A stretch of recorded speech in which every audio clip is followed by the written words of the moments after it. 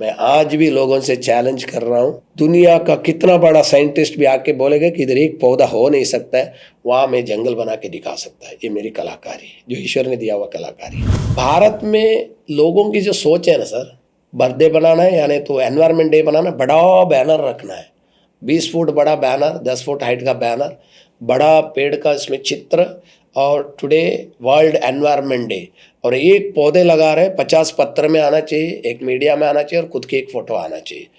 पर्यावरण के बारे में बोलता है, शुद्धता के बारे में बोलता है, प्रकृति के बारे में बोलता है, और बाहर आते ही चाय नाश्ता यूसेंत्रो में, पीने का वस्तु प्लास्टिक का ग्लास में, सारे यूसेंत्रो। कार्यक्रम खत्म होके गया, डब्बा भर करके, डेरा भर करके यूसेंत्रो लेके जाएगा गार्बेज फेंकने के लिए।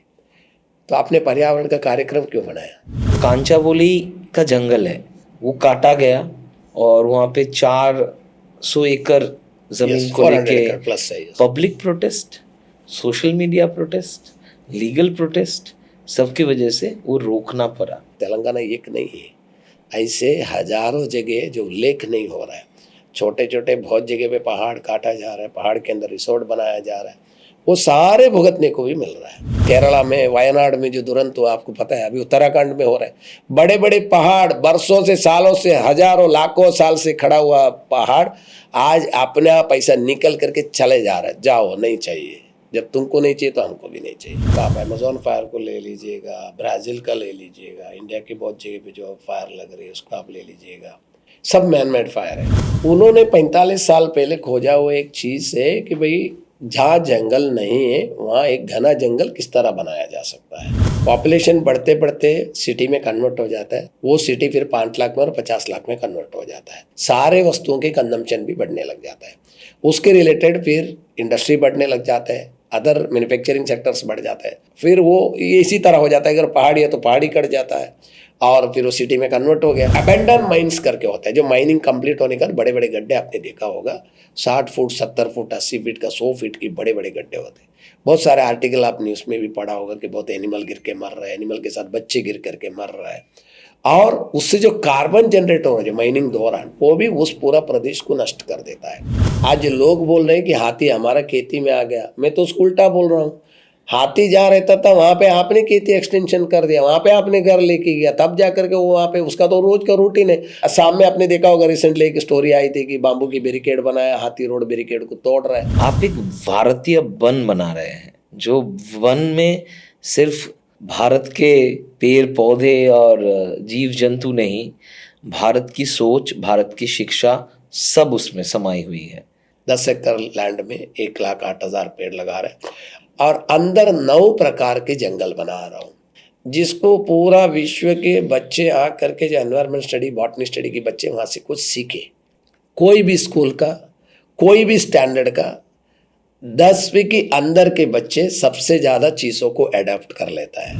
आपको कितने भाषाएं आती है? मुझे 7 भाषा बहुत अच्छे से बोलना आता है। कन्नड़ा और तुलु प्रादेशिक भाषा जो मैंगलोर का है, केरला का जहाँ जन्मा वहाँ का मेरा मदर टंग मलयालम है।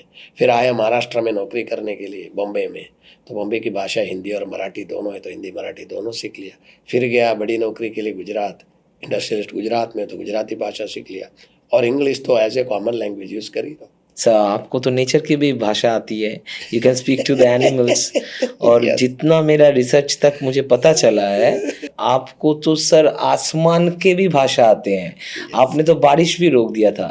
तानसेन ने बारिश गिराया था पता है, पर आपने तो बारिश रोक भी दिया। कैसे हुआ वो किस्सा सुनाइए।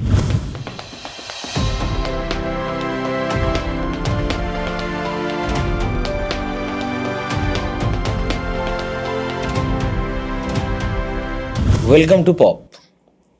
आज का एपिसोड काफ़ी हरा भरा होने वाला है, बिकॉज आज हमारे साथ है इंडिया के ग्रीन हीरो, जिन्होंने पत्थरों में पेड़ पौधों को जगह दी। बहुत सारे ऐसे शहर में, ऐसे गांव में जहां जंगल की कोई सोच ही नहीं थी, स्कोप ही नहीं थी, सिर्फ उनकी निष्ठा की वजह से वहाँ पे जंगल बन गया। पंछी आ गए, खरगोश आ गए, पोर्कुपाइन आ गए, और भी बहुत सारे एनिमल्स आ गए। तो एक इको जो डाइवर्सिटी है, उन्होंने ध्यान से, प्यार से, लगन से पाला है उनको। आज हमारे साथ हैं Radha Krishnan Nair. Sir welcome to Pop. नमस्ते सर। हम सर ओहुम मतलब असम में गए थे, वहाँ पे जोरहाट में जादव पाइन से मिलने। उन्होंने भी जंगल का बहुत काम किया है और आपके बारे में मैंने बहुत लोगों से पहले से सुना है। फिर आज हम मिले at last and it's my privilege. तो sir thank you so much. वो जो मियावाकी प्रोसेस है टू फॉरेस्टेशन एंड थिंग, इसके नाम तो हम जैसे कुछ लोग जान गए, पर ये होता क्या है, how it is the process, और आप कैसे क्या इसको लेके करते हैं, थोड़ा अगर आप बताएं। मियावाकी मेथड है सर, ये एक्चुअली डॉक्टर अकीरा मियावाकी से जापानीज बॉटनिस्ट, बॉर्न इन 1928 और 2022 में उनका निधन भी हो गया। उन्होंने 45 साल पहले खोजा हुआ एक चीज़ है कि भाई जहाँ जंगल नहीं है वहाँ एक घना जंगल किस तरह बनाया जा सकता है। जो दूर में एक पहाड़ों में जंगल दिखता है वो पास में कैसा हो, और biodiversity development, rain water retaining, प्राकृतिक आपदा को रोकने के लिए, सॉइल इरोशन जिसको बोलते हैं उसको रोकने के लिए वगैरह कैसा बनाया जा सकता है। तो उन्होंने एक मॉडल ऐसा निकाला कि shrubs, flower, timber, fruiting, canopy लेकर के 5 कैटेगरी को लेकर के मल्टी लेयर्ड फॉरेस्ट क्रिएट कर दो, नज़दीक नज़दीक पौधे लगा करके, और वो एक जंगल बन जाएगा और फास्ट ग्रो होगा, 10 टाइम्स फास्टर ग्रो होगा। ऐसे कर करके उन्होंने शुरू किया। वो है मियावाकी जंगल। बाकी अगर आप उसको प्रॉपर तरीके से समझने को जाएंगे तो भारत के अंदर जो जंगल के अंदर आप जंगल, बड़े बड़े जो जंगल है आपको दिख रहे हैं, प्राकृतिक जंगल जो पुराने दिख रहे हैं, वो मियावाकी जंगल ही आप समझ सकते हैं उसको। वो है dense forest method is Miyawaki, nothing else. कि कोई भी ऐसी चीज़ नहीं इसके अंदर की कोई चीज़ आप जापान से ला करके इंडिया में कर रहे हैं फिर वो उसको मियावाकी हो गया, ऐसा नहीं। ये हमारे यहाँ पे बहुत पहले से ही था, पर हम प्रोसेस और मेथड यस नहीं जानते थे। हाँ, तो मियावाकी जी ने ये प्रोसेस मेथड हमको गाइडेंस के तौर पे दिया है। प्राकृतिक रूप से जो बनी वही बन सकता है, हम इसको फिर से नहीं क्रिएट कर सकते, ऐसा सोचते थे, मगर अभी ऐसा नहीं हुआ। अभी वो चीज़ जब ये मेथड को इधर ला करके शुरू करने लगा, हमने जोरदार इसकी इम्प्लीमेंट कर दिया भारत में, तो अभी लोगों को पता चला कि हाँ ऐसा भी तो हो सकता है। कितना अर्बन जंगल बनना चाहिए, अर्बन स्पेसेस में ऐसे जंगल्स, क्योंकि आप बोल रहे हैं कि आप नेचर क्रिएट कर सकते हैं, जंगल हम बना सकते हैं, तो शहरों में ये कितना ज़रूरी है और कितना हुआ है? सर अभी अगर ऐसे देखने जाएगा तो मेन इश्यू क्या है कि देखो पॉपुलेशन बढ़ रहा है और पॉपुलेशन बढ़ेगा ही। पॉपुलेशन बढ़ते बढ़ते सिटी में कन्वर्ट हो जाता है, सिटी एक्सपेंशन को शुरू हो जाता है। जैसे एक सिटी में 1 लाख लोग बसा है, वो सिटी फिर 5 लाख में और 50 लाख में कन्वर्ट हो जाता है, एक्सपेंशन बोलते हैं उसको। साथ साथ में ह्यूमन की जो बढ़ोतरी हो रही है उसके साथ साथ में उनकी सारे वस्तुओं के कंजम्पशन भी बढ़ने लग जाता है। उसके रिलेटेड फिर इंडस्ट्री बढ़ने लग जाता है, अदर मैन्युफैक्चरिंग सेक्टर्स बढ़ जाते हैं। और ह्यूमन जब सेटल होते हैं तो ऐसी जगह पे सेटल होते हैं जहाँ उसको नज़दीक में पानी मिले और आजू बाजू में एनवायरनमेंट बहुत अच्छा हो, ऐसी जगह वो पहला सेटल होता है। फिर उसको एक्सपेंशन के लिए वो क्या करता है, प्राकृतिक चीज़ों को निकालना शुरू करता है। फिर वो इसी तरह हो जाता है, अगर पहाड़ी है तो पहाड़ी कट जाता है और फिर वो सिटी में कन्वर्ट हो गया।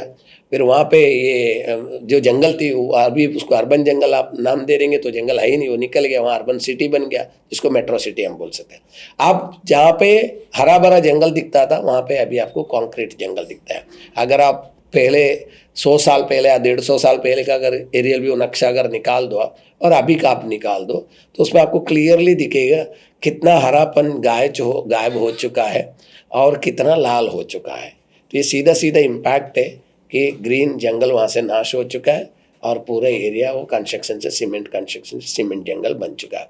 तो ऐसे में अर्बन फॉरेस्ट बहुत बड़ा रोल निभाता है कि उस जगह पे आजू बाजू में जो खाली जगह होगा, जहाँ जंगल नहीं है अभी, खाली जगह जिसको बोलते हैं, उसको घना जंगल बना दीजिए। जहाँ 10 पेड़ लग सकते हैं वहाँ पे 50 पेड़ लगा करके, अलग अलग पौधों को लगा करके उसको घना बनाने की ज़रूरत है और ये संभव है, ये हो सकता है।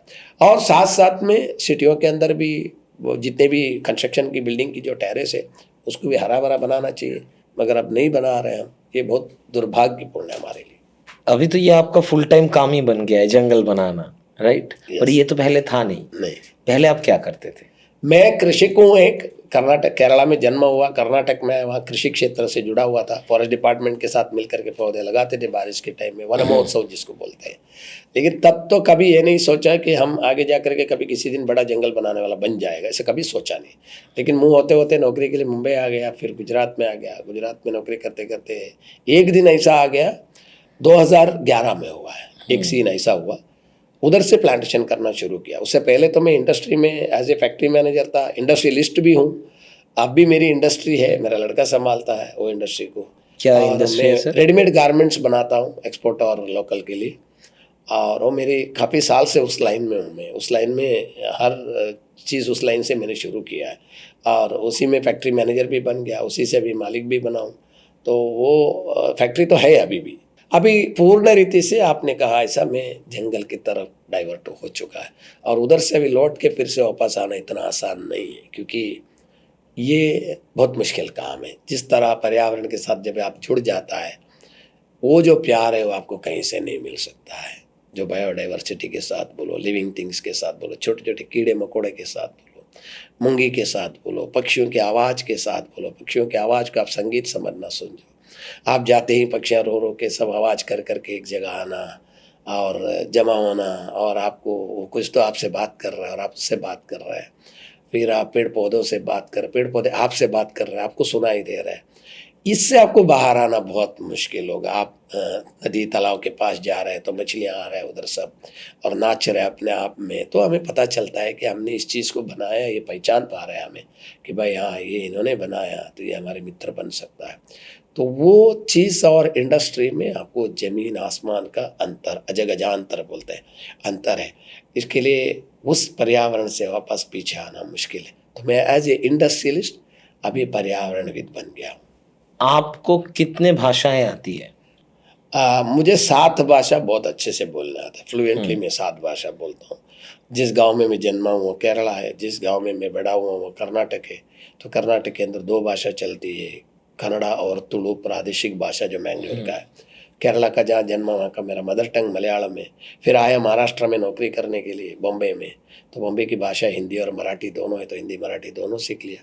फिर गया बड़ी नौकरी के लिए गुजरात, इंडस्ट्रियलिस्ट गुजरात में, तो गुजराती भाषा सीख लिया, और इंग्लिश तो as a common language use करी। तो ये सब मिला करके 7 भाषा फ्लुएंटली बोलता हूँ। सर आपको तो नेचर की भी भाषा आती है, you can speak to the animals. और Yes. जितना मेरा रिसर्च तक मुझे पता चला है कि सर आपको तो सर आसमान के भी भाषा आते हैं। आपने तो बारिश भी रोक दिया था। Yes. तानसेन ने बारिश गिराया था पता है, पर आपने तो बारिश रोक भी दिया। कैसे हुआ वो किस्सा सुनाइए। प्रकृति की भाषा आप एक बार समझने लग गया तो उसको एक तो काफ़ी समय उसमें लगता है। आपका रिलेशन प्रकृति के साथ इतना जुड़ा रहना चाहिए, तब जाकर के वो समझेगा। जैसा आप पेट एनिमल्स को समझ लीजिएगा। एक पेट एनिमल आप कर्नाटक में पालिए, आप कन्नड़ा में बात करिए, वो कन्नड़ा सीखता है, उसको कन्नड़ा समझ में आ जाता है। वही पेट एनिमल आप बंगाल में लेके जाएंगे, आप बंगाली भाषा में बात करते हो, उधर वो बंगाली समझता है। वो आकर के पंजाब में पंजाबी समझता है, वो आकर के गुजरात में रह करके गुजराती समझता है। कभी ऐसा नहीं होता है कि वो पेट केवल कन्नड़ा बोल सकता है और कोई भाषा समझ नहीं सकता, ऐसा नहीं। आप बोलते हो, आप उसको बुला लीजिए, वो आता है। बंगाली वाला बंगाली भाषा में बुलाता था, वो आता है। मैं कन्नड़ा से बुलाता हूँ तो आता है, मलयालम वाला मलयालम से बुलाएगा तो आता है। इसी तरह पेट जब एनिमल्स ऐसा है, तो प्रकृति के अंदर बाकी सारे जीवियां क्यों ऐसा नहीं, उसको मैंने चेक करने को शुरू किया। सबसे पहला मैंने बात करने को शुरू किया मूंगी से, क्योंकि हर काम छोटे से शुरू होना चाहिए, ऐसा बोलते हैं, है ना। बड़ा अपने आप बाद में समझ जाएगा। जब मूंगी से बात कर रहा हूँ तो वो रुक रहा है, मुझे कान दे करके सुन रहा है, फिर आगे जा रहा है, फिर मैं बोलता हूँ रुक, तो रुक रहा है, फिर सुन रहा है। तब मुझे समझ में आ गया कि प्रकृति में एक भाषा है, वो है प्रकृति की परिभाषा।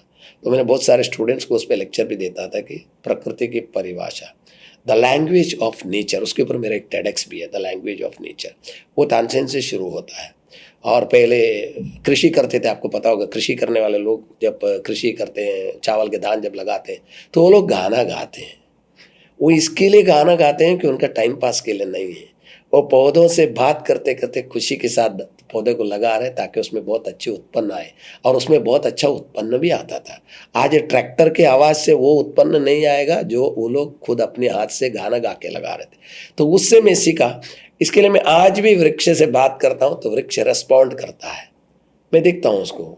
मैं बहुत जन को सिखाया है, बहुत सारे बच्चों को सिखाया कि आप पौधों से बात करिए, एक से मत बात करिए, एक से बात करिए, घर में 2 पॉट रखिए, फिर आप देखिए दोनों में बदलाव कितना है। तो लोग मुझे लिखते हैं, फोटो भेजते हैं, मुझे बोलते हैं कि सर जिससे मैं बात कर रहा हूँ बहुत अच्छा बड़ा हो गया, फूल वूल सब आ गया, जिससे मैं बात नहीं कर रहा हूँ, पानी तो दोनों को दे रहा हूँ, लेकिन पानी जो नहीं दे, पानी भी दे रहा हूँ, जो बात जिससे नहीं कर रहा हूँ वो इतनी उसमें कोई हलचल दिख नहीं रही। This is a difference between two, कि वो हमारी भाषा समझता है।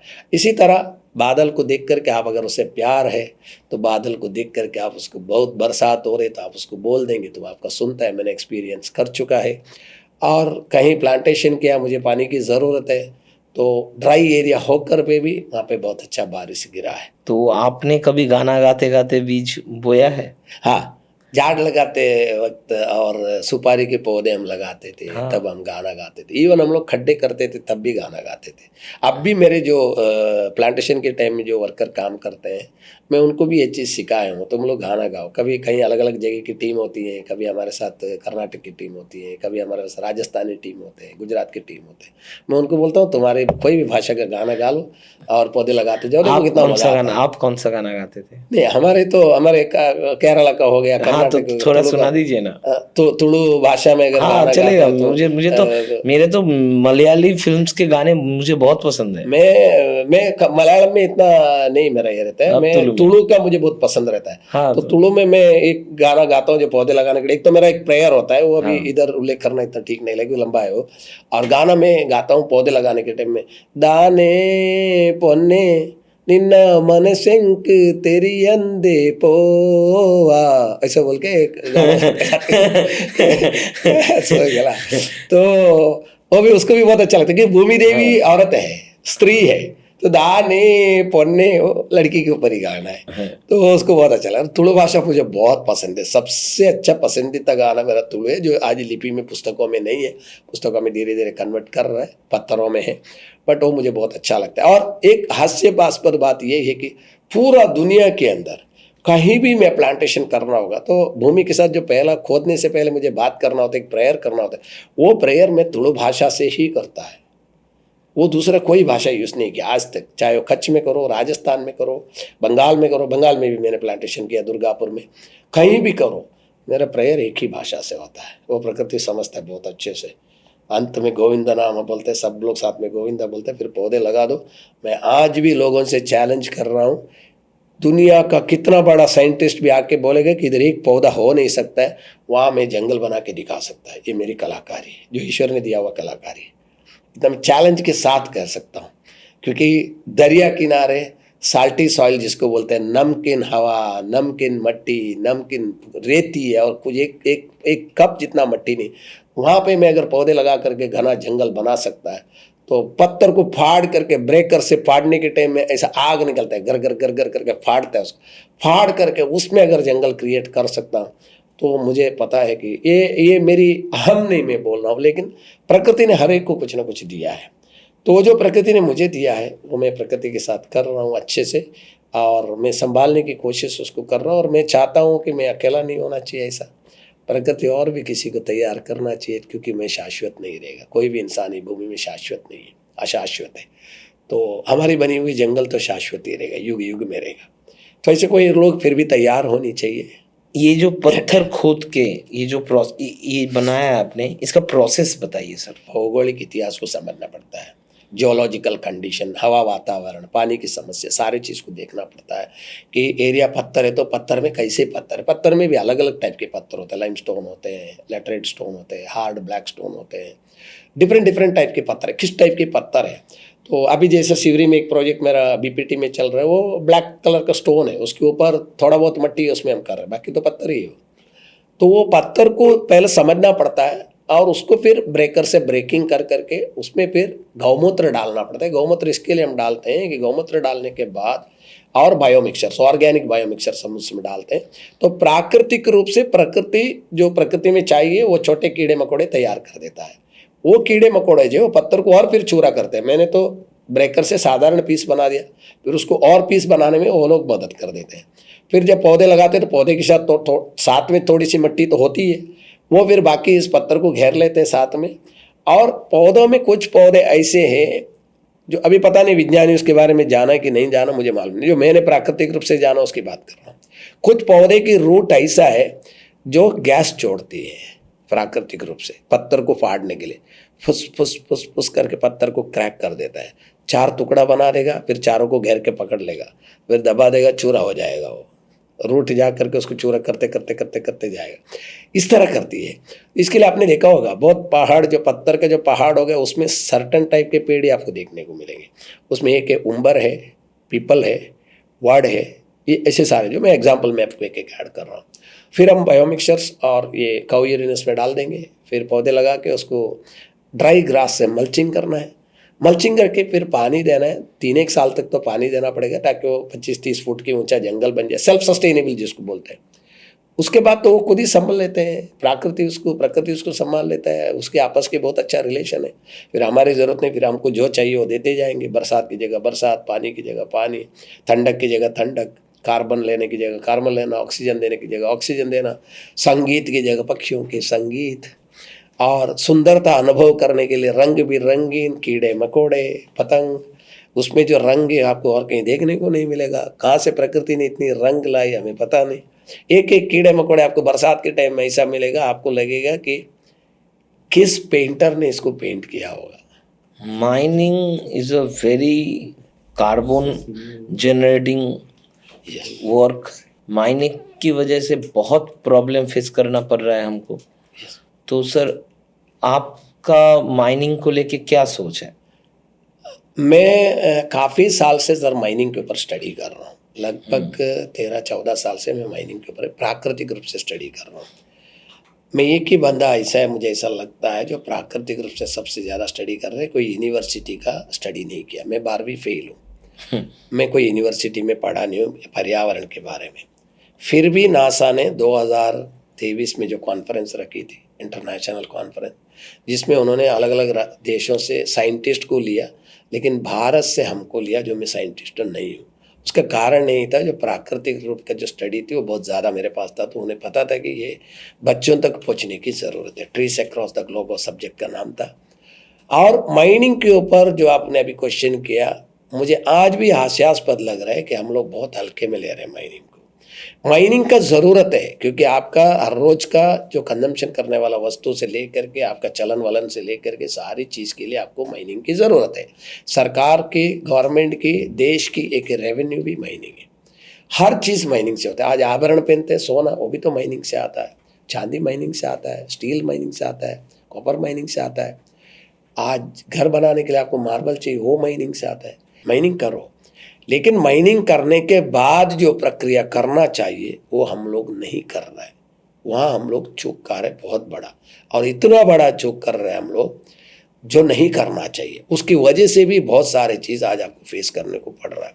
अबेंडन माइंस करके होता है, जो माइनिंग कंप्लीट होने का बड़े बड़े गड्ढे आपने देखा होगा, 60 फुट 70 फुट 80 फीट का 100 फीट की बड़े बड़े गड्ढे होते हैं। बहुत सारे आर्टिकल आपने उसमें भी पढ़ा होगा कि बहुत एनिमल गिर के मर रहे हैं, एनिमल के साथ बच्चे गिर करके मर रहा है, बच्चे चल के गोद संभालने के लिए जा रहे तो इसके साथ में बच्चा भी उस गड्ढे में खाई में गिरा तो बचने वाला है ही नहीं। और उससे जो कार्बन जनरेट हो रहा है जो माइनिंग दौरान, वो भी उस पूरा प्रदेश को नष्ट कर देता है। मुझे लगता है सरकार और पब्लिक सबको ले करके, कॉरपोरेट को सबको साथ में मिल करके इस रोल में आगे बढ़ना चाहिए। अबैंडन माइंस को फ्लाई ऐश से फिलिंग करना चाहिए बहुत अच्छे से, ताकि, क्योंकि फ्लाई ऐश आपको डालने का जगह भी आज की तारीख में नहीं है। उसके बाद ऊपर 1 से 2 फुट काली मिट्टी डाल करके उसमें घना जंगल बनाना चाहिए, और बहुत अच्छा जंगल वो बनता है। हमने उसका ट्रायल लिया छत्तीसगढ़ में, लेकिन वो आगे नहीं बढ़ी, क्योंकि सहकार के बिना आगे बढ़ने वाला नहीं। अगर वो करता है तो माइनिंग का सबसे बड़ा सॉल्यूशन एंटायर नेशन के लिए मिल जाएगा कि भाई हाँ, अबैंडन माइंस को फिर से फिल करो, फॉरेस्ट बना दो। 100 साल के बाद जो फ्लाई ऐश आप उस गड्ढे में डाले हैं वो फिर से प्राकृतिक रूप का कोल में कन्वर्ट हो जाएगी। नेचर का नियम है, प्रकृति का नियम है ये अपने आप। आपको पता है कि आज डायमंड नहीं था, वो भी कुछ टाइम में साधारण टूटता हुआ पत्थर था, जिसकी एज बढ़ते बढ़ते बढ़ते वो उसका रूप ले लिया। इसी तरह ये जब इसकी एज हो जाएगा तो अपने आप वो चीज़ मिट्टी के अंदर भी आप डाल के रख लीजिए, थोड़ा सा आपको पता चलेगा 10 साल बाद 15 साल बाद किस तरह वो कोल का रूप लेने को शुरू करता है। तो इसी तरह अबैंडन माइंस को आपको फिर से जंगल बनाना चाहिए, क्योंकि कोई जंगल काट के ही आप माइनिंग बनाया है। लेकिन फिर से आपने जंगल बनाए से कोई भी माइनिंग आपने आज तक देखा है क्या? एक क्वेश्चन मार्क है। मैंने तो नहीं देखा। मैंने बहुत सारे माइंस में विजिट किया है, सर क्यों? आज तक मैंने कोई भी ऐसा नहीं देखा किसी ने बता देवे कि यहाँ पहले हमारा ये अबेंडन माइन है, now it is a good forest, कभी नहीं। और वो होना चाहिए, वो कर नहीं रहा। क्यों नहीं कर रहे हैं मुझे पता है, क्योंकि सर आपने बोला कि वो फ्लाई ऐश डाल के जंगल बनाने के बाद 100 साल के बाद वो बेनिफिट आएगा, या 70 पकड़ लीजिए ऑन। सर बिजनेसमैन को, उनको सर 5 साल 7 साल 8 साल 2 साल 10 साल या नेक्स्ट जनरेशन के लिए कुछ इन्वेस्ट कर रहे हैं 15 साल 20 साल, मैक्सिमम 25 साल तक उनका टर्नओवर रेशियो तक उनको दिखता है, और पॉलिटिशियन को 2-2.5 साल दिखता है। हाँ, क्योंकि इतना काम करना है, बाकी का सिमटना है, और रहूं ना रहूं गारंटी नहीं है। तो इसलिए सर ये जो लंबा प्रोसेस है, इसलिए कोई ये इस पे नहीं, इसमें आपका बात को मैं ऐड करके कह रहा हूँ। इसमें मैंने आपको वो कोल्स फिर से उसको मिलेगा बोल के वो लाभ नहीं बता रहा हूँ मैं। प्राकृतिक रूप से प्रकृति का लाभ तो मिल रहा है ना, उसने पेड़ पौधे नष्ट कर करके जो बनाया है वो चीज़ वापस पेड़ पौधे में आ गए, तो 1 साल से उसके बेनिफिट तो आना चालू हो गया। कार्बन एब्जॉर्प्शन चालू हो गया, ऑक्सीजन सप्लाई चालू हो गया, बायोडाइवर्सिटी डेवलपमेंट चालू हो गया, पक्षियाँ फिर से जीने लग गया, प्राणियाँ फिर से जीने लग गई, फिर से जंगल के रूप तो ले लिया। 1-2 साल के अंदर वो जंगल का रूप तो ले लिया वो। लेकिन उसी जंगल का रूप लिया हुआ जगह आता युग में, मैं आता युग की बात करूंगा, हजारों साल बाद की बात करूंगा, फिर से आगे आने वाले युग में फिर किसी को माइनिंग करना होगा, तो आज आप अबेंडनमेंट छोड़ दिया तो फिर अगले आने वाले युग के लिए उसके लिए माइनिंग कहाँ है फिर? तो उसके लिए माइनिंग का तो जगह नहीं रखा आपने। ये जगह वो यूज करेंगे, तो आपको 100 साल सोच के नहीं चलना है, आपको ये सोच के चलना है कि मुझे अबेंडन माइन्स फिल कर करके जंगल बनाना है। कानून में वो है, पॉलिसी में वो है, एग्रीमेंट जो कॉर्पोरेट से बनती है उसमें भी वो रहती है, लेकिन हकीकत में कितना रीफिल होता है, कितना फॉरेस्ट होता है, ये समझने वाली बात है, और उसमें सबको समझने की ज़रूरत है। There are 2 different examples of deforestation. तो पहले पॉजिटिव पे बात करते हैं सर। कांचाबोली, तो जो कांचाबोली का जंगल है वो काटा गया, और वहाँ पे 400 एकड़ जमीन को लेके, हाँ प्लस एकड़ जगह पे वो काम चालू हुआ। Public protest, social media protest, legal protest, सबकी वजह से वो रोकना पड़ा, राइट? सो आप बताइए उसके बारे में थोड़ा कुछ। मेरी शुरुआत उधर से हुई 2011 में, जब रोड कंस्ट्रक्शन के लिए पेड़ काटे गए बड़े बड़े, जो हम रोकने को बोलने से रोकने वाला नहीं जब, लेकिन उसमें से एक पक्षी की घर नाश होता हुआ देखा, अंडे नीचे गिरा हुआ देखा, तो हमने सोचा कि भाई हम खाली जगह को जंगल बना देते हैं। तो इसी तरह जो आप तेलंगाना की जो स्टोरी बोल रहे हैं, ये हकीकत है कि वहाँ बायोडाइवर्सिटी की बरसों से रहने का एक जगह है। वसुदैव कुटुंबकम क्यों बोलते हैं हम? The whole universe is one family. केवल इंसान भूमि में रह करके ये सोचे कि भाई हम रहेंगे, दूसरा कोई यहाँ नहीं रहना चाहिए, वो संभव ही नहीं है। 1 मिनट भी वो रह नहीं सकता, उसको इतनी सारे जीवियों के बाद ही वो जी सकते। इसके लिए प्रकृति ने पहले सारे जीवी की सृष्टि किया, अंत में इंसान को बनाया। वहाँ पे कोई अगर इंडस्ट्री आ रही है, कोई चीज़ आप बनाना चाहता है, तो मेरा हमेशा सजेशन ये रहता है, क्या आपके पास कोई खाली जगह भी नहीं है क्या? एक क्वेश्चन मार्क है।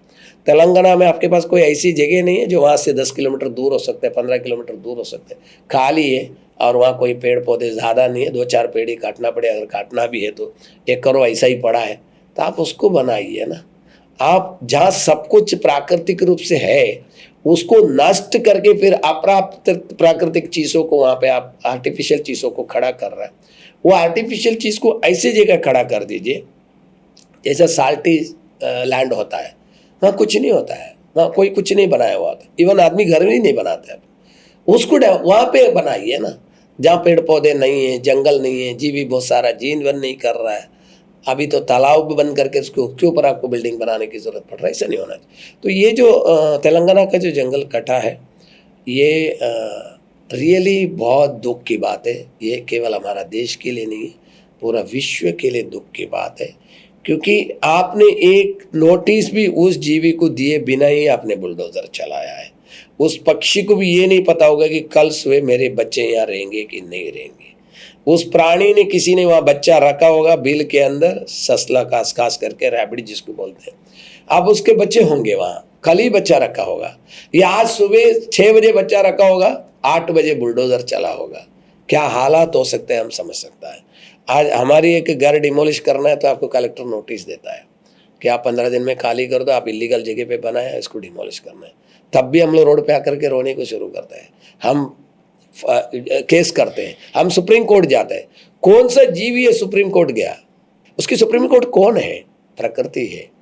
अब वो रो रहा है, अब वो प्रकृति को पूछ रहा है कि क्यों हमको आपने बनाया? अगर ऐसी बुद्धिजीवी इंसान को बना के वो हमको नष्ट करने वाला है तो आपने हमको क्यों फिर बनाया? बोल के रो रहे। तब प्रकृति ने बोला कोई बात नहीं, इसी तरह खत्म कर देते हैं बाकी भी। तो जो आप अभी आज देख रहे जल प्रलय और पहाड़ अपने आप निकल करके जा रहे हैं, आपने आपके जीवन में कभी ऐसा नहीं देखा होगा कि पहाड़ अपने आप निकल करके जा रहा है। शिरूर, आपका केरला में, वायनाड में जो दुरंत हुआ आपको पता है, अभी उत्तराखंड में हो रहा है। बड़े बड़े पहाड़, बरसों से, सालों से, हजारों लाखों साल से खड़ा हुआ पहाड़ आज अपने आप ऐसा निकल करके चले जा रहा है। जाओ, नहीं चाहिए। जब तुमको नहीं चाहिए तो हमको भी नहीं चाहिए। जीवी तुम्हारी कोई कदर नहीं करना है तुमको, तो बोले तुम्हारी कदर हम क्यों करें? आज हमारा किया हुआ हमको ही भुगतने को मिल रहा है। तो आज तेलंगाना का छोटा सा एक जो एग्जाम्पल आप बोल रहे हैं, ये सिर्फ तेलंगाना एक नहीं है, ऐसे हजारों जगह जो उल्लेख नहीं हो रहा है। छोटे छोटे बहुत जगह पे पहाड़ काटा जा रहा है, पहाड़ के अंदर रिसोर्ट बनाया जा रहा है, वो सारे भुगतने को भी मिल रहा है। पर सर दूसरे साइड में एक पॉजिटिव बात मैंने बोला कि अबाउट कांचावोली के वो बच गया, जो नुकसान हुआ हुआ, पर धीरे धीरे nature will restore it. But places like Hasdeo and even Manipur में, और इवन कैग रिपोर्ट में केरला को भी बहुत बुरी तरीके से रिपोर्ट किया है। मैं आपको देख के एग्जैक्ट फिगर भी बता सकता हूँ। तो व्हाट अबाउट दिस ट्रेजेडीज? ये सारे हकीकत है। हकीकत के अंदर इसके अंदर क्या है, एक होता है प्राकृतिक जंगल में जो फायर लगना। कोई भी फायर को, आप अमेजोन फायर को ले लीजिएगा, ब्राज़ील का ले लीजिएगा, इंडिया की बहुत जगह पे जो फायर लग रही है उसको आप ले लीजिएगा, प्राकृतिक रूप से आग लगा हुआ उसके अंदर एक भी नहीं रहेगा, एक भी नहीं है। जिस हिसाब से हमारी स्टडी है उसके हिसाब से नहीं है। सब मैन मेड फायर है, सारी चीज़ मैन मेड फायर है, लोगों ने आग लगा। ये होता है जो उस जंगल पहाड़ क्रॉस कर करके दूसरी एक जमीन में जाने के रास्ता उसके अंदर से होते हैं। तो लोग क्या करते हैं, रास्ता साफ करने के लिए, अपने भेड़ बकरी को लेके जाने के लिए, क्रॉस करने के लिए रास्ते को जलाते हैं। जो मैंने देखा हुआ आपको बता रहा हूँ किस तरह लगता है आग। तो वो आग लगाते हैं, लगा के साफ करते हैं, तो छूट गया तो आग फिर पकड़ लेता है, फिर वो पूरी फॉरेस्ट को ले लेते हैं। एक मॉडल ये हो गया, वो लोगों का यूज़ के लिए लोग कर रहे हैं, उसे गलती से हो गया, ऐसा आप उसको समझ सकते हैं। एक होता है वहाँ जंगल है, काटने का परमिशन नहीं है, काट नहीं सकता है, तो एक रास्ता आप ढूंढ लो, उसको आग लगा के ख़त्म कर दो। वहाँ पे कोई कॉमर्शियल काम करना है बाद में, जैसा हसदेव का आपने भी मॉडल लिया ऐसा कि भाई वहाँ पे माइनिंग बहुत बड़ा है, तो माइनिंग के लिए देना है, डायमंड होगा जो भी होगा तो देना है, तो कुछ तो उसको अडॉप्ट तो करना ही पड़ेगा। अडॉप्ट करेगा तो लोग एजिटेशन तो करेगा ही, लोकल लोग, तो उस चीज़ के लिए उधर होगा। इंडस्ट्री का या कोई डेवलपमेंट करने के लिए लैंड लोगों को एक्वायर करने करेगा, कोई भी सरकार को होगा, किसी को होगा, आजू बाजू के बड़ा आदमी को होगा, किसी को भी एक्वायर करना होगा, वो बेस्ट मॉडल यही ढूंढता है कि वो जंगल को कोई भी टेक्निकली उसको नेचुरली नहीं, अप्राकृतिक रूप से, मतलब आर्टिफिशियली उसको बर्न कर दो। इधर कोई केमिकल डाल के बर्न कर दो। हमने केमिकल डाल के बर्न किया हुआ भी देखा है। गोवा के अंदर एक हमने मैंग्रोव्स को देखा है जिसको केमिकल डाल दिया गया तो एंटायर एरिया का मैंग्रोव्स ख़त्म हो गया वो। फिर पता चला कि जब वहाँ पे फिलिंग करने लगा तो पता चला कि कोई बिल्डर अपना फिलिंग करने के लिए सब कर दिया, फिर वो लैंड एक्वायर करके वहाँ पे कंस्ट्रक्शन करना था। तो ये अक्सर जगहों पर हो रहा है कि उस चीज़ के लिए कॉमर्शियल यूज़ के लिए उसको नाश कर लो और उसके बाद फिर कॉमर्शियल यूज़ इजीली हो जाता है, उसको भी इतना बाद में तकलीफ आता नहीं। अब फॉरेस्ट है तो बहुत सारे रूल्स लागू हो जाता है, तो फिर वो रूल्स के द्वारा आपको जाना है, तो उससे अच्छा फॉरेस्ट ही नहीं रहा, बर्न हो गया, खत्म हो गया, तो फिर क्या बनाने में क्या दिक्कत है, बना लो।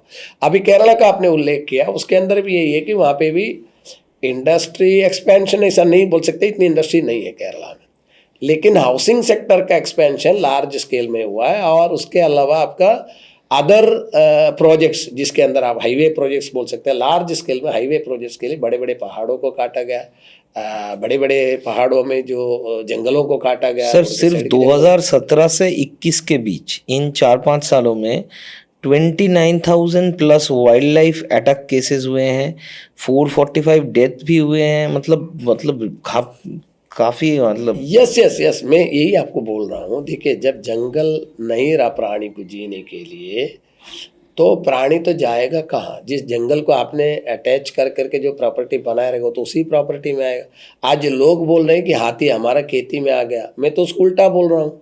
हाथी जहाँ रहता था वहाँ पे आपने खेती एक्सटेंशन कर दिया, वहाँ पे आपने घर लेके गया, तब जा करके वो वहाँ पे उसका तो रोज का रूटीन है। आज देखिए, आप प्राणी को देखा होगा, वो सुबह एक जगह पानी पीने और खाने के लिए एक जगह निकलते हैं, एक पहाड़ों में, और मेल फीमेल मिलने के लिए भी एक पहाड़ से दूसरे पहाड़ में जाते हैं। ये उनकी रूटीन है, प्रकृति का नियम है। तो इस जंगल में से उस जंगल में जाते हैं, तो वो क्रॉस करके जिधर से जा रहा था उधर ही से आपने कटिंग कर करके बड़ा हाईवे बना दिया, एक एग्जाम्पल में बोलो। लेकिन उनकी तो रोज की प्रैक्टिस है। असम में आपने देखा होगा, रिसेंटली एक स्टोरी आई थी कि बाम्बू की बैरिकेड बनाया, हाथी रोड बैरिकेड को तोड़ रहा है, क्योंकि वो हाथी को हमेशा उधर से क्रॉस करने की आदत है। आज आपने वहाँ बैरिकेड लगा दिया, तो वो बोले यार ये तो मैं रोज बरसों से जा रहा हूँ, मेरे बच्चे जा रहे हैं, मैं जा रहा हूँ, तो उसको बैम्बू आप कैसा लगा सकता है? तो इसी तरह केरला का भी है। एक्सपेंशन जितनी हो गया उतना वायनाड दुरंत तो आपने देखा ही है। तो बहुत सारे एनिमल खत्म हो गया है, क्योंकि देखो जंगल ही नहीं रहा तो एनिमल रहेंगे कहाँ? में आपको एक क्वेश्चन मेरा भी है कि आज वाइल्ड बोर है, पोर्क्यूपेन है, छोटे छोटे जो रैबिट्स है, मैं छोटे छोटे प्राणी की बात कर रहा हूँ। एलिफेंट का तो बात करने की जरूरत है, वो बहुत बड़ा है। आप छोटे को संभाल लिया तो बड़े अपने आप संभल जाएंगे। जब उसको रहने के लिए जंगल ही नहीं रहा, तो क्या आपका टेरेस में आके वो रहेगा? आज मोर तो आपका टेरेस में आकर रहने को चालू कर दिया है ना, उड़ उड़ के आकर के टेरेस में बैठते हैं। आज केरला में जाएगा तो आपका हर एक घर का आंगन में, टेरेस में, कंपाउंड वाल में आपको मोर दिखेगी। वो पहले मोर बैठता हुआ झाड़ था, वहाँ पे जंगल था, लेकिन वहाँ पे आपने अभी उस पर्टिकुलर एक गांव को अगर आप ले लेंगे तो उस गांव में पहले 8 घर थे, आज उस गांव में 180 घर है। आप समझ रहे ना? जब 180 घर कहाँ बनी? ये 8 घर के ऊपर ऊपर मालिया बना करके नहीं बना है। वो अगल बगल का एक घर से परिवार बड़ा हो गया, तो अभी सब लोग इस तरह स्प्रेड होकर रहते हैं। 4 बेटा है तो चारों बेटा शादी कर लिया, तो उसने 4 घर और बना लिया। माँ बाप का एक घर अलग हो गया, तो एक घर था वो 5 घर में कन्वर्ट हो गया। इसी तरह हर फैमिली को आप डाइवर्ट करते जाएंगे तो इस तरह बन रहा है। तो ये सीएजी रिपोर्ट कुछ रॉन्ग नहीं है। मैं तो बोलूँगा कि सीएजी रिपोर्ट के अंदर भी जो दिखा रहे हैं उससे कुछ परसेंटेज ज़्यादा ही नुकसान है। And it is not only in Kerala, आपने मणिपुर भी उल्लेख किया है। बहुत सारे जगह आपको इसे मिलेंगे जो, देखिए आज की तारीख में हाईवे प्रोजेक्ट्स बहुत बड़े बड़े बन रहे हैं, बने हैं, बन रहे हैं। ये सब कहाँ से जा रहे हैं? आज ट्रेन के प्रोजेक्ट्स बहुत बड़े बड़े बन रहे हैं, या इधर कोई तालाब को ढकना पड़ रहा है ना, कोई प्राकृतिक रूप का छोटे छोटे जो कैनल थी उसको ढकना पड़ रहा है, और छोटे छोटे जंगल थी जहाँ सबसे ज़्यादा टॉर्टोइस रहा है, सबसे ज़्यादा रैबिट्स रहा है। इनके सबकी एक फूड चेन है, सारे प्राकृतिक चीज़ के एक फूड चेन है। अगर फूड चेन को आप अलग अलग तरीके से नाश करने को शुरू करेंगे तो ये तो सबसे बड़ा प्रॉब्लम है। एक तरफ आप केमिकल यूज़ कर रहे हैं एग्रीकल्चर सेक्टर में, उसमें बहुत सारा जीवी नष्ट हो रहा है। इसका कारण केमिकल एग्रीकल्चर सेक्टर में यूज़ हो रहा है, वो भी सबसे बड़ा कारण है। जो प्राणी आप जो बोल रहे हैं कि एक्सिट होते जा रहे हैं, उसका कारण वो भी है कि चेन ऑफ डेथ कैसा हो रहा है। एक मधुमक्खी से लेकर के बड़ी प्राणी तक चेन से मर रहा है केमिकल की वजह से, क्योंकि मधुमक्खी केमिकल की वजह से मर गया। उसको खाने के लिए जो बी ईटर पक्षी आती है वो खा करके वो भी मर गया। उसको खाने के लिए मुंगूस और बाकी रेप्टाइल्स आते हैं वो मर गया। उसको खाने के लिए फॉक्स आता है वो भी मर गया, क्योंकि जहर जो है वो मल्टीपल होते जाता है, छोटे गात्र में से उड़ करके बड़े बड़े गात्र तक पहुंच जाता है। तो ऐसा होगा कि एक एरिया के अंदर एक जंगल से एक पर्टिकुलर एक प्राणी का मेल खत्म हो गया, फीमेल बचा है, तो संतति आगे तो बढ़ेगा नहीं। एक जब फीमेल खत्म हो गया, 2 बच्चे भी बचाए, वो 2 बच्चे ही मेल है, तो आगे क्या होगा? ये जो चीज़ है ये अभी अलग अलग प्राणियों में होते जा रहे हैं। धीरे धीरे जा करके आपको जो आप अभी रिपोर्ट बोल रहे हैं, ये अलग अलग जगह की अभी रिपोर्ट निकलना शुरू हो जाएगा कि इस गांव में इस टाइप की प्राणी आज की तारीख में नहीं दिख रहा है। पहले बरसात का सीज़न में आपने देखा होगा, आप गाड़ी लेकर के कोई गांव में से जाता है तो कछुआ रोड क्रॉस करता है। रैबिट्स तो अक्सर दिखता है हमारे घर के बाहर, तो हम लोग हमारे अभी हमारे घर के आंगन तक डियर वगैरह आता है गांव में, जो जंगल में घर है उधर, क्योंकि उसके आजू बाजू हम लोग हमारी खेती में हम लोग केमिकल बिल्कुल यूज़ नहीं करते हैं। तो ये अगर जंगल ही ना हो तो वो कहाँ होगा? अब जंगल है तो वहाँ वो शांति से रह रहे, अपना जीवन जी रहे। वो 2 रैबिट कल 20 हो जाएगा। उसी जगह अगर आप डिमोलिश करके कुछ बना दोगे तो 20 तो है ही नहीं, वो 2 भी नहीं है, तो आपका नेगेटिव में चला जाएगा पीछे। यही अभी हो रहा है, पीछे जा रहा है। आपके बारे में एक चीज़ मुझे पता चला जिसको लेके मैं अभी सच में बहुत I am feeling very proud. आप एक भारतीय वन बना रहे हैं, जो वन में सिर्फ भारत के पेड़ पौधे और जीव जंतु नहीं, भारत की सोच, भारत की शिक्षा सब उसमें समाई हुई है। मेरा ऐसा एक सोच था जब मैंने जंगल बनाने को शुरू किया, घना जंगल बनाने को शुरू किया, तो सब मियावाकी मियावाकी मियावाकी बोल रहे थे। तो मैंने बोला मैंने कभी जापान से कोई चीज़ लाया नहीं, ना टेक्नोलॉजी भी जापान से अडॉप्ट किया नहीं। मैं सुना लोग बोल रहे थे तो मैं बोला घना जंगल में भी बना दे, थोड़ा डिस्टेंस और कम कर देता हूँ। ना मैंने कभी यूट्यूब में देख करके सीखा है। मैं आज भी लोगों को बोलता हूँ कि लोग यूट्यूब में देख करके उसको बना रहे हैं, लेकिन बहुत जन फेल हो चुका है ऑलरेडी, और अब भी लोग बना रहे तो गलत बना रहे हैं। क्योंकि भारत का भौगोलिक इतिहास कुछ अलग है, भौगोलिक स्ट्रक्चर कुछ अलग है। तो आप हर जगह ये सोचोगे कि भाई मैं मियावाकी बना रहा हूँ, इसके लिए 3 फुट मट्टी खोद के निकाल दूंगा, उसमें 3 फुट लाल मट्टी ला के डाल दूंगा, फिर बनाऊंगा, फिर ऐसा करूंगा वैसा करूंगा, वो नहीं होगा। ये तो गार्डन का काम हो गया ना। आपको तो जंगल बनाना है, आप पौधे लगाइए और प्राकृतिक रूप से जंगल दिखना चाहिए।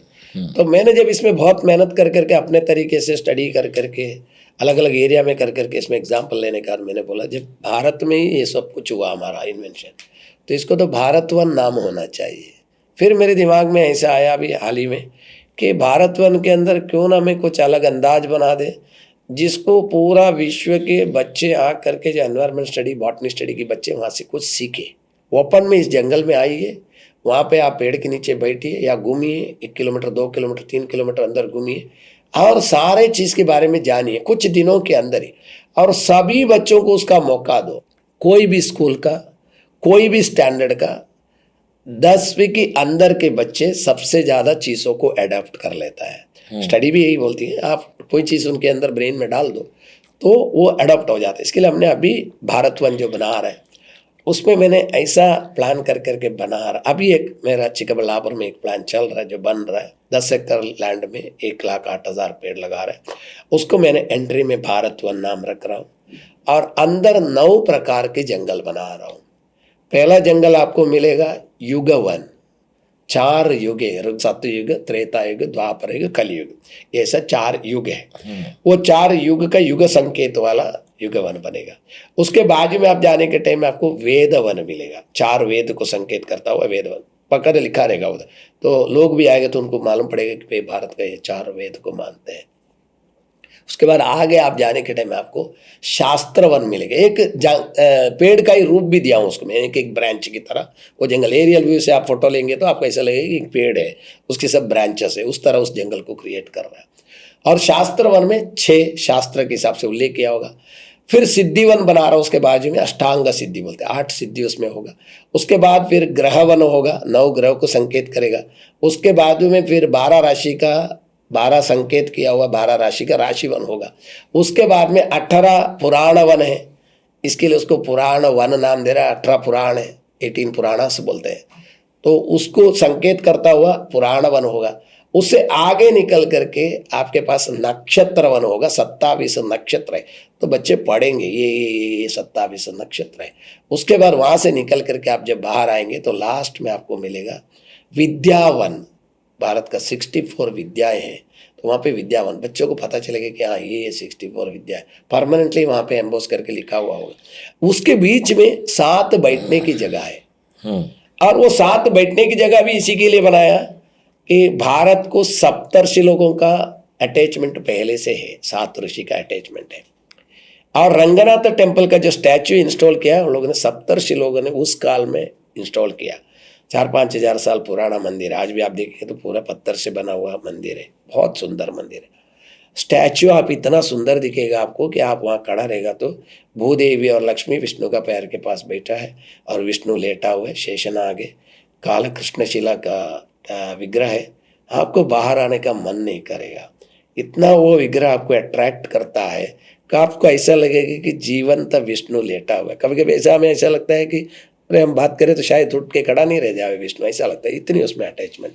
तो उसको लग करके ये जंगल बन रहा है। इसके लिए हमने इसके अंदर 7 ऋषि का एक एक सर्कल बनाया बैठने का अंदर, उसमें एक एक पेड़ लग रहा है अलग अलग टाइप का, और वो 7 ऋषि का नाम उसमें लिख के रखा है।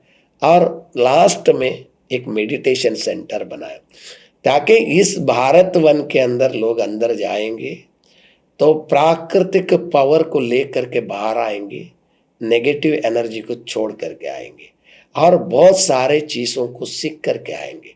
जो आदमी नेगेटिव सोच के साथ उस भारत वन में एंट्री मारेगा, वो बाहर निकलते वक्त प्यार और मोहब्बत के साथ बाहर निकलेगा। उसको लगेगा कि द्वेष नाम का चीज़ हमारे अंदर नहीं होना चाहिए। बच्चे भी सोचने लगेंगे कि हाँ, जब प्रकृति में इतनी प्यार है, कीड़े मकोड़े को भी इतनी रेस्पेक्ट इन लोग ने दिया है और वो खुद कर रहा है, तो हमें भी इसी तरह जीवन जीना चाहिए और इसे संरक्षण करना चाहिए। एक एक पत्ते की ज़रूरत है, उस पत्ते में कैसी जीवियाँ अपनी रह रही है, मट्टी में जीवियाँ कैसी रह रही है, स्टेम में कैसा रह रहे, फूल को आधारित होकर के कितनी जीवियाँ जीवन जी रहे, फल को आधारित होकर के कितनी जीवियाँ जीवन जी रहे, ये सारे बच्चों को उधर से देखने को मिलेगा। साथ साथ में बीच में से एक पानी का कैनल गुजर रहा है, तो लोगों को ये भी एक्वेटिक स्पीशीज भी देखने को मिलेगा कि मछलियाँ, कछुए सब कैसा प्राकृतिक रूप से उसमें जीवन जी रहे, ये भी उनको देखने को मिलेगा। इस तरह हमने भारत वन को डेवलप किया। एक ही नहीं, हम अभी छत्तीसगढ़ के अंदर स्टील अथॉरिटी ऑफ इंडिया का भिलाई स्टील प्लांट का एक सुंदर प्रोजेक्ट बना रहे, उसको भी भारत वन नाम है। वो 35 एकड़ में बना रहे, जिसमें 17 एकड़ में प्लांटेशन चालू हुआ है। उसमें भी ऐसे है, 3 किलोमीटर का अंदर चलने का रास्ता रखा है, 2 तालाब रखा है। उसके बाद भारत वन में 1,08,000 प्लांटेशन भी है। उसमें भी ऐसे है, विशेष प्लांट जो है इंडिया का नेटिव स्पीशीज ही लिया गया, उसके अंदर विशेष वृक्ष जिसको बोला जाता है, जैसा कमंडल वृक्ष है। आज भी लोगों को, मैं बोलता हूँ कमंडल वृक्ष, लोगों को मालूम नहीं पड़ता है वो क्या है। लोग उसका फ्रूट का फोटो में कभी कभी स्टेटस में डालते, लोग बोलते हैं सर ये कौन सा फ्रूट है, तब मुझे बोलना पड़ता है यही कमंडल फल है। जो पुराने टाइम में ऋषि मुनि जो कमंडल वापरते थे, उसी फल का कमंडल वापरते थे, उसको कमंडल वृक्ष बोलते हैं। हजारों साल वो वृक्ष जिंदा रहता है। इतनी पॉजिटिव एनर्जी उस वृक्ष में है कि आप नज़दीक खड़ा रहो तो आपको वाइब्रेशन पता चलता है कि कितनी आपका नेगेटिव एनर्जी ले रहे हो और कितनी पॉजिटिव एनर्जी। आप इंस्ट्रूमेंट यूज़ कर लो, उसके पास एनर्जी चेक करने का तो आजकल इंस्ट्रूमेंट निकला हुआ है, वो इतनी स्पीड घूमने को लगता है। मुझे किसी का कॉल आया था, बोला सर कमंडल वृक्ष हमारे घर के पास आपने जो दिया हमने लगाया, बोले वो एनर्जी चेकर लेके जाते तो बोले बहुत स्पीड में घूमता है सर, उतनी एनर्जी उसके अंदर। नज़दीक में ही है भूटान, एकदम पास है। हम बड़े बड़े देश के विश्वगुरु बनना चाहते हैं, बड़े बड़े देश को देख रहे हैं, पर हम भूटान से क्यों, भूटान का मॉडल क्यों नहीं सीख रहे हैं? The only carbon negative country in the world probably. Bharat में लोगों की जो सोच है ना सर, वो अभी आज की तारीख में डिजिटलाइज हो चुका है। मेरे जहाँ तक मैं देख रहा हूँ, लोगों को बर्थडे बनाना है यानी तो एनवायरनमेंट डे बनाना, बड़ा बैनर रखना है, 20 फुट बड़ा बैनर, 10 फुट हाइट का बैनर, बड़ा पेड़ का इसमें चित्र, और टुडे वर्ल्ड एनवायरनमेंट डे, और एक पौधे लगा रहे, 50 पत्र में आना चाहिए, एक मीडिया में आना चाहिए और खुद की एक फोटो आना चाहिए। उसके बाद 10 दिन बाद उसको आप पूछिए वो पौधा कहाँ है, वो आपको बता नहीं पाएगा पौधा कहाँ है। और जो बैनर आप लगाया है वो बैनर पर्यावरण के विरुद्ध है, पहली बात। और दूसरा, पर्यावरण का कार्यक्रम होते हैं, बहुत जगहों पर होता है, आपने देखा हो। पर्यावरण का कार्यक्रम के अंदर पर्यावरण का स्पीच होता है, पर्यावरण के बारे में बोलता है, शुद्धता के बारे में बोलता है, प्रकृति के बारे में बोलता है। और बाहर आते ही चाय नाश्ता यूसेंत्रो में, पीने का वस्तु प्लास्टिक का ग्लास में, सारे यूसेंत्रो। कार्यक्रम खत्म होके गया, डब्बा भर करके, डेरा भर करके यूसेंत्रो लेके जाएगा गार्बेज फेंकने के लिए। तो आपने पर्यावरण का कार्यक्रम क्यों बनाया? सबसे पहला तो आज की तारीख में आपको अगर भारत के अंदर दिखता है तो क्या दिखता है? बहुत सारे देश आप भी घुमा होगा, मैं भी बहुत सारे देश घुमा हूँ। हमारे यहाँ सबसे ज़्यादा है यूसेंत्रो है। हम खा रहे पी रहे, पहला तो ये हुआ कि हम पानी बचाने के लिए कर रहे हैं, क्योंकि धोएगा तो पानी खत्म होगा। अब मॉडल तो उसके लिए लाया है यूसेंत्रो, लेकिन इतना बड़ा आतंक बन चुका है, आज जल प्रलय का कारण भी वही बना है, हाई गर्मी होने का कारण भी वही बना है, प्राणी सबसे ज़्यादा एग्जिट होने का रीज़न भी वही बन चुका है, जीव जंतु मरने का रीज़न भी वही हो चुका है, इंसान का हेल्थ खराब हो रहा है वो भी वही हो चुका है। आप बाहर निकल करके एक ऑटो पकड़िए, आपको दोनों रास्ते का दोनों साइड में यूज एंड थ्रो मिलेगा जो डिग्रेडेबल नहीं है, नॉन डिग्रेडेबल आइटम्स मिलेंगे जो रिसाइकलेबल भी नहीं है। जब डिग्रेडेबल नहीं है, रिसाइकलेबल नहीं है, तो जाएगा कहाँ? ये सबसे बड़ा आतंक है। इसके लिए सबसे पहला स्टॉप होना चाहिए plastic, non degradable item, reuse, recycle, reduce, ये 3 मॉडल को 100% कंपलसरी कर दिया ना, और ग्रीनरी डेवलपमेंट में कॉरपोरेट और आपका सरकार साथ जुड़ गया ना, तो 4 आदमी काफ़ी है देश बदलने के लिए। तो आपने अभी जो बोला भूटान से सीखना चाहिए। अभी इंदौर भी बहुत अच्छा ये कर रहा है, क्लीन सिटी में, आपको तो पता होगा ही। हाँ सर, इंदौर तो सही है, तो साफ रखा है। साफ रखा है।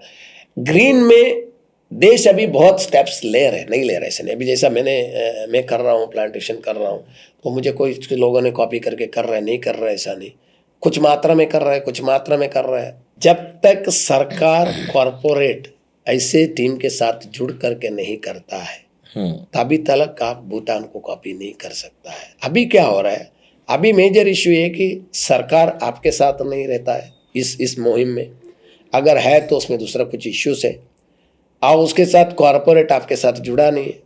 मेजर प्रॉब्लम क्या आएगा, आपको ऐसी टाइप की चीज़ें बनाना है तो फंड तो लगेगी, फंड के बिना आप कर नहीं सकते।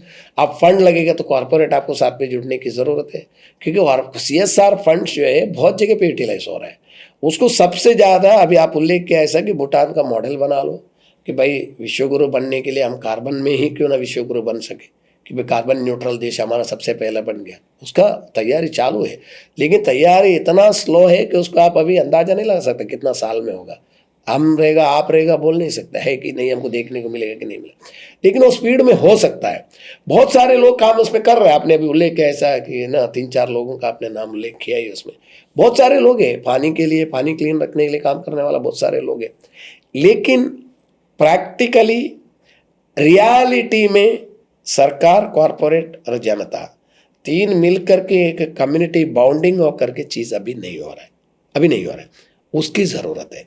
जैसा हमने पहले जंगल काटने वाला उल्लेख किया, तब भी ऐसा नहीं हो रहा है कि भाई कोई कम्युनिटी मिल करके, तीनों ग्रुप मिल करके निर्णय ले कि यहाँ काटना चाहिए कि नहीं काटना चाहिए, उसके बाद हो। अभी ऐसा नहीं हो रहा है। अभी हर चीज़ फोर्सफुली हो रहा है। भाई नहीं, मैंने एक ने डिसीजन ले गया, होगा मतलब होगा, उसको साफ करना मतलब साफ करना है, मैंने ऑर्डर दे दिया साफ कर दो, खत्म, किसी का सुनना नहीं, ऐसा होगा, ऐसा नहीं होना चाहिए। तो सर प्राइम मिनिस्टर के साथ आप एक साथ पेड़ भी लगा रहे थे, फोटो में भी देखा है मैंने, तो क्या हो रहा था? भुजिया डोंगर जो है उसको प्रतिवन बनाने का 2001 का भूकंप में जिनकी मृत्यु हुई है उनके नाम से वन बनाना था, तो उसको उन्होंने नाम दिया था स्मृति वन बनाएंगे। लेकिन 2020 तक वहाँ पे वन नहीं बन सका, कारण वो भुजिया डोंगर एक पथरीला पहाड़ है, भेड़ बकरी चरती थी, भैंस चरता था उसमें, उसके अलावा वहाँ कुछ था नहीं। तो वहाँ पे डेवलपमेंट होकर के एक लोगों को घूमने जैसा बनना चाहिए, उसके लिए 50 चेक डैम पानी रिस्टोर होने के लिए बनाया, 8 किलोमीटर का वॉकवे बनाया गया, सनसेट पॉइंट बनाया गया, एशिया का लार्जेस्ट डिजिटल म्यूजियम भी बनाया गया। इतना सब बनने के बाद में भी लोग आए, घूमे, उस तरह माहौल कैसा बन सकता है? उसके लिए वहाँ स्मृति वन जब नाम दिया तो वन भी तो होना चाहिए। तो बहुत कोशिश किया गया, वहाँ वन नहीं बनाया। बाद में प्रधानमंत्री जी का ऐसा आदेश था कि एक्सपर्ट आदमी को ला करके वन बनाने का मॉडल इमीडिएटली शुरू कर दो। ऐसे में हमें बुलाया गया, बाद में हम वहाँ पर के गए। जाने के बाद हमने भी पहाड़ को देखा तो मैं बोला कठिन तो बहुत है, इसको बनाना इतना आसान नहीं है, लेकिन कठिन जगहों पर बनाने की मुझे आदत है। मुझे तो कठिन जगह पे ही बनाने की आदत है, जहाँ चैलेंजिंग एरिया बोल। मैं बोला मैं ज़रूर इसको बनाऊंगा, ताकि ज़िंदगी में कुछ हम बनाया तो हमारे बाद भी हमारे नाम याद रहना चाहिए, लोग बोलना चाहिए कि इस बंदे ने इसको बनाया। आज वही हुआ है। वहाँ पे शुरुआत कर करके जब जुलाई 2021 में अपने प्लांटेशन शुरू किया, फर्स्ट फेज में 2,23,555 पेड़ लगाया गया। अगस्त 28, 2022 को आदरणीय प्रधानमंत्री जी आकर के उसको उद्घाटन किए, पौधे लगा करके उसको उद्घाटन। वो जब उद्घाटन के लिए आए थे तभी ऑलमोस्ट 12 से 13 फुट ऊंचा जंगल हो चुका था एक साल में, और आज वहाँ पे 5 लाख प्लस प्लांटेशन हो चुका है। आप विश्वास करना बहुत मुश्किल होगा, बहुत सारे बाहर के देश के लोग भी वहाँ पे आकर के देख रहे हैं, विज्ञानी लोग, साइंटिस्ट आकर के देख के हैरान हो रहे हैं। बायोडाइवर्सिटी डेवलपमेंट इतना लार्ज स्केल में हुआ है कि आप अंदाजा नहीं लगा सकता है। 100 से अधिक वैरायटी की पक्षियां तैयार हो चुका है वहां पे। 1000 से अधिक पक्षियां हैं नंबर्स में अगर आप गिनेंगे तो। बटरफ्लाई 30 से ज्यादा वैरायटी का है। रेप्टाइल से कछुए वहां पे चेक डैम के अंदर कछुए अपने आप तैयार हुआ है। 3 चेक डैम के अंदर हजारों संख्या में मछलियां तैयार हो चुका है, कोई लाके डाला नहीं है। 50 चेक डैम में से 21 से 22 चेक डैम तक में एंड तक भी पानी रहती है। भुजिया डोंगर की बात कर रहा हूं मैं। भुज बोला तो रण प्रदेश है, वन प्रदेश बोलते हैं, ड्राई है। आज आप समझ लीजिए मैं एंड तक अगर चेक डैम में पानी रहती है मतलब और क्या चाहिए।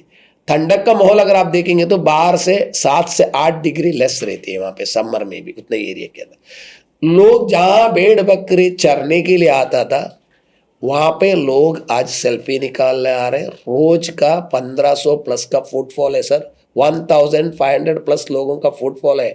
मॉर्निंग वॉक में 400 से अधिक लोग हर रोज आते हैं, योगा मेडिटेशन करते हैं। देश भर से विश्व भर से स्टूडेंट्स आ रहे हैं स्टडी करने के लिए। एनवायरमेंट बॉटनी स्टडी का स्टूडेंट्स आ रहा है। इतना ही नहीं, नासा का साइंटिस्ट भी विजिट कर चुका है। नासा उसको एरियली सैटेलाइट से उसका एनवायरमेंटल इम्पैक्ट को अभी स्टडी करने वाला है। इतना अच्छा जंगल अगर वो बना है तो एक प्रधानमंत्री का सोच की वजह से बना है। सर टोपी के पीछे क्या है? ये टोपी यूनिक है। और ये जो आपके टोपी में तिरंगा है तो वो तो है, पर ये टोपी क्यों हमेशा पहनते हैं?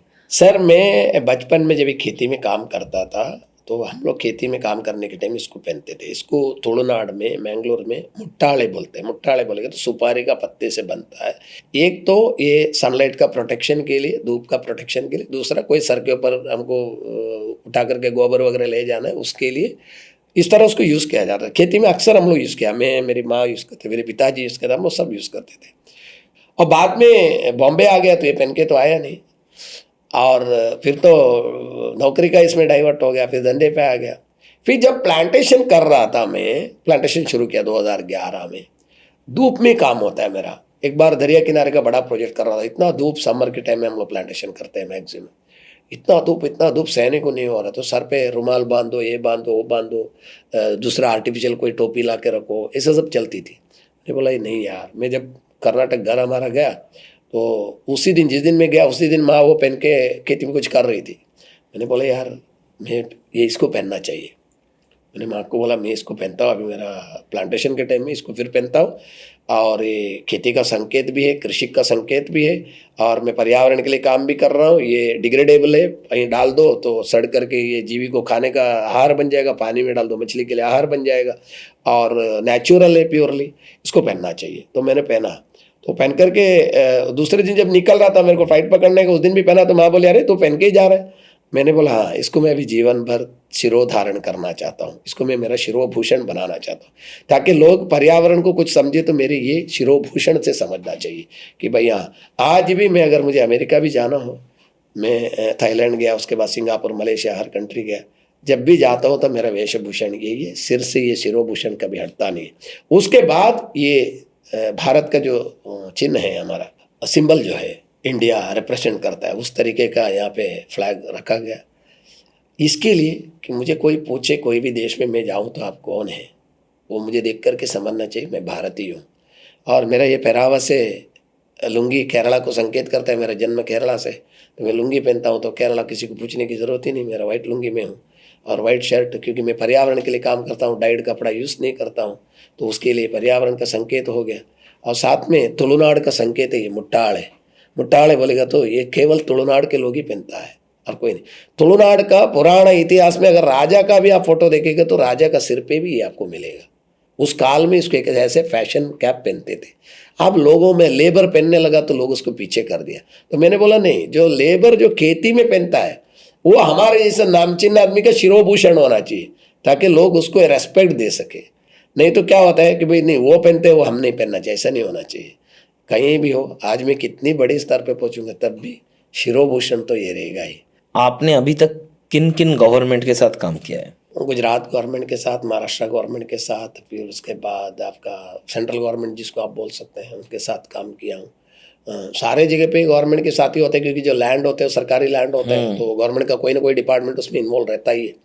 लेकिन कोई गवर्नमेंट का फंड डायरेक्टली ले करके हमने कोई तो project CSR आता है वो हाँ, उसके बस साथ उससे मिला कोई के? हमने नहीं किया है। जैसा भी बहुत सारी जगह पे आपको पता है कि उसका टेंडर निकलता है, फिर उसमें वो सब हम लोग नहीं करते। ओके, तो कौन से लोग ज्यादा सपोर्टिव है? कॉर्पोरेट बहुत सपोर्टिव, जैसे SBI फाउंडेशन है, HDFC फाउंडेशन है, JSW है, टाटा है, जेंटिवा है, ग्रासिम है, बहुत सारे कॉर्पोरेट्स है ऐसा जो बहुत सपोर्टिव है। Even SBI foundation continuously last 4 साल से लाख लाख प्लांटेशन हर साल का बजट बना करके कर रहा है। अभी जो चिकबल्लापुर में जो प्रोजेक्ट कर रहा है वो भी SBI फाउंडेशन का फंडिंग से ही कर रहा है।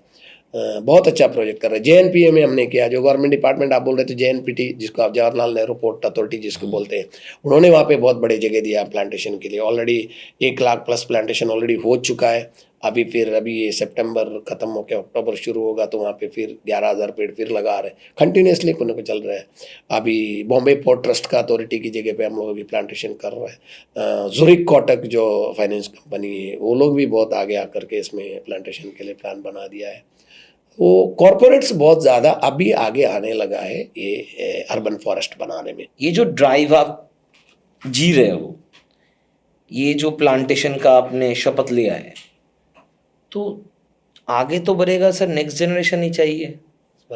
तो बच्चों के लिए क्या है, मॉडल क्या है? मेरा सबसे बड़ा फोकस बच्चों पे ही है सर अभी, क्योंकि बड़ों को आपने जिसका अभी 40-50 हो गया ना, उसका बहुत ज़्यादा इसके बारे में पता कि कुछ होने वाला नहीं। इसके लिए नहीं होने वाला कि वो उसको खुद को पता नहीं कि मैं 50 के बाद हूँ कि नहीं, क्योंकि आज काला इससे चल रहा है। अटैक वगैरह इतना बन रहा है, वो 30 वाला, 28 वाला, 50-25 वाला भी गिर रहा है। तो मेरा फोकस छोटा बच्चों में इसके लिए कि छोटा बच्चा बहुत जल्दी सुनता है और बहुत जल्दी अडॉप्ट करता है। मैंने एक नर्सरी स्कूल से शुरू किया था। नर्सरी स्कूल में मैंने बच्चों को इकट्ठा करके फॉरेस्ट में लेके आया। उन बच्चों को मैंने ये यूज एंड थ्रो बंद करने का संकेत दिया। आप बिलीव नहीं करेंगे, आज भी वो नर्सरी के बच्चे जो आगे गए अब तक भी वो यूज एंड थ्रो यूज़ नहीं करते हैं। उसके घर में भी माँ बाप को वो लाता है तो माँ बाप को बोलता है नहीं, हम मेरा बर्थडे नहीं सेलिब्रेट करूँगा। अगर आपने ये प्लेट में नाश्ता दे रहे हो तो मैं बर्थडे नहीं सेलिब्रेट करना है मुझे।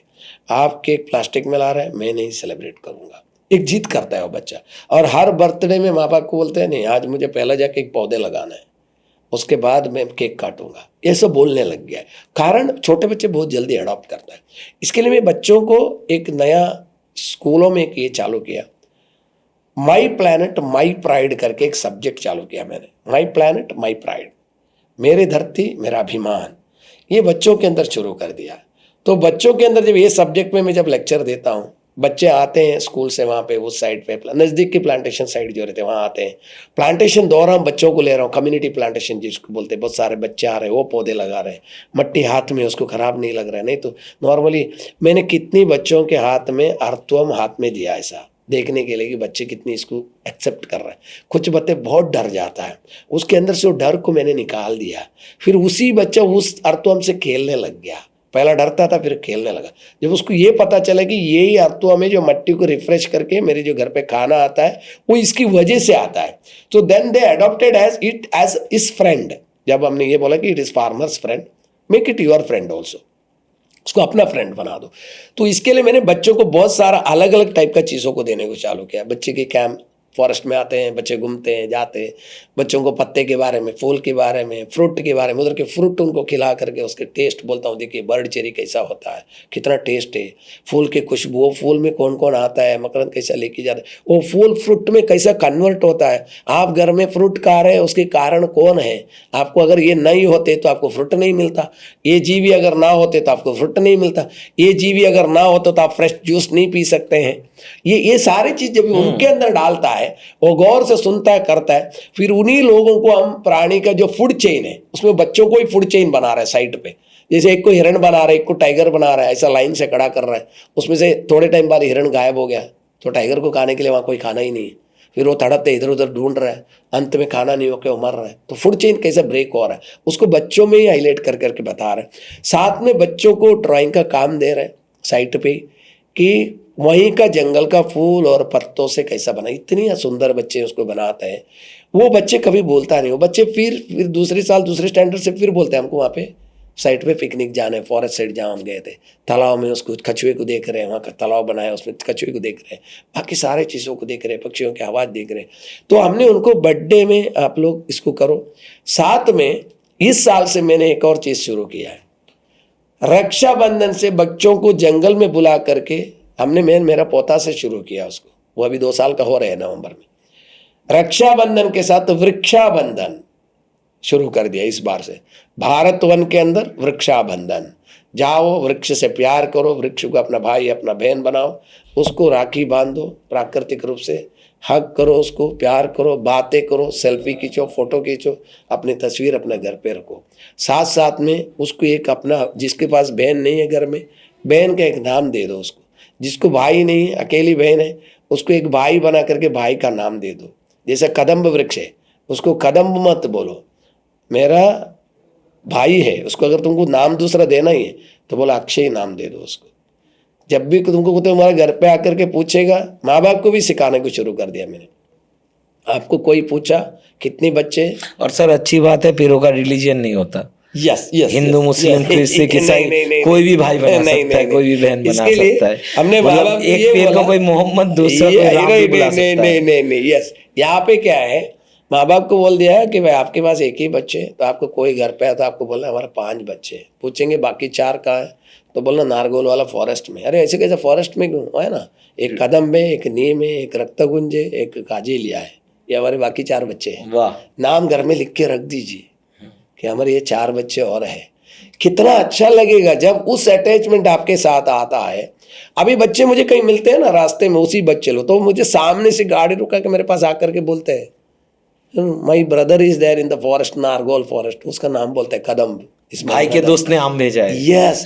तो ये जब बच्चे में बनेगा तो जरूर बच्चे प्रकृति को अपनाएगा, और वो अपनाना बहुत जरूरी है। पानी गंदा नहीं करना है, मछलियाँ अच्छे से अपना पानी में जीने दो। देखो कंजम्पशन अलग चीज़ है, आपको मछली खाना है, खाना चाहिए, मैं उसके विरुद्ध नहीं जाऊँगा। मछली कोई नहीं खाएगा तो मछली एक दिन आपको खा डालेगा। मछली खाना चाहिए, आपको चिकन खाना चाहिए, आपको मटन खाना चाहिए, इसको आप मत रोकिए। जंगल का जो वाइल्ड एनिमल है उसको मत मारिए। बाकी खाने के लिए देखिए प्रकृति ने सब बनाया ना, बहुत दिमाग से बनाया। कंजम्पशन के लिए भी चीज़ें बनाया, उसने बोला कि भाई ये आपको कंज्यूम करना है। बच्चों को ये सारे चीज़ अडॉप्ट करना है तो उसको प्राकृतिक रूप से आपको लेसन देना पड़ेगा। वो है अभी जो मैं अभी दे रहा हूँ। पहले प्रकृति की परिभाषा था, अभी माई प्लैनेट माई प्राइड मैंने जोड़ दिया है। ये बच्चों के लिए, खास करके बच्चों के लिए जोड़ा है। Sir this is our pride to have you in Pop. Thank you sir, धन्यवाद। सच में बहुत अच्छा लगा। सर आपको कैसा लगा? बहुत अच्छा लगा सर, आप मुझे इस चीज़ के लिए इनवाइट किया। ये संदेश आपके द्वारा पूरा देश को नहीं, पूरे विश्व को, छोटे बच्चों से लेकर के बुजुर्ग तक जाना चाहिए। मनुष्य को जन्म से लेकर के अंत तक उसका शरीर को पंचतत्व में लीन करने तक भी उसको प्रकृति चाहिए, उसके बिना वो कर नहीं सकता है। और उस संदेश को आपने अच्छे खासा रीति से इस पॉडकास्ट द्वारा दे रहे, उसके लिए खूब खूब धन्यवाद आपको भी। नमस्ते sir, thanks. Thank you, thank you.